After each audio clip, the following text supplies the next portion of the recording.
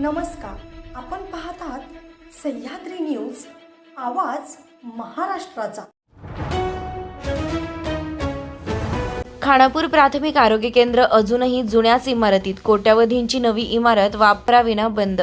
खानापूर येथील प्राथमिक आरोग्य केंद्राचे कामकाज अजूनही जुन्या व जीर्ण इमारतीत सुरू असून कोट्यावधी रुपये खर्चून बांधण्यात आलेली नवी सुसज्ज इमारत वापराविना बंद असल्यानं नागरिकांमधून तीव्र नाराजी व्यक्त होत आहे। नवीन इमारत पूर्ण होऊनही तिचा वापर अद्याप सुरू न झाल्यानं ही इमारत सेवेत कधी येणार असा प्रश्न उपस्थित केला जातोय। खानापूर घाटमाथा परिसरातील अनेक गावांतील नागरिक उपचारासाठी या प्राथमिक आरोग्य केंद्रावर अवलंबून आहेत, त्यामुळे दररोज मोठ्या प्रमाणात रुग्णांची वर्दळ असते।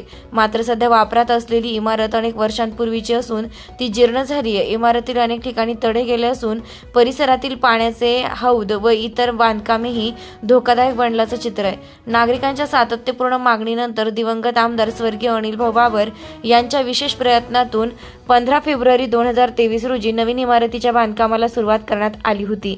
आता ही इमारत पूर्ण झाली असली तरी तिचे उद्घाटन आणि प्रत्यक्ष कामकाज सुरू झालेलं नाही। वापराअभावी इमारतीत धूळ व कचरा साचला असून काही ठिकाणी खिडक्यांच्या काचाही फुटल्याचं दिसून येत आहे। वाढती रुग्णसंख्या आणि जुन्या इमारतींची धोकादायक अवस्था लक्षात घेता नवीन प्राथमिक आरोग्य केंद्राची इमारत तातडीने कार्यान्वित करून नागरिकांना सुरक्षित व दर्जेदार आरोग्य सुविधा उपलब्ध करून द्याव्यात अशी मागणी खानापूर घाटमाथा परिसरातील नागरिकांकडून जोर धरू लागली आहे। सह्याद्री न्यूज, आवाज महाराष्ट्राचा। मुख्य संपादक जब्बार पीरजादे, खानापूर, सांगली।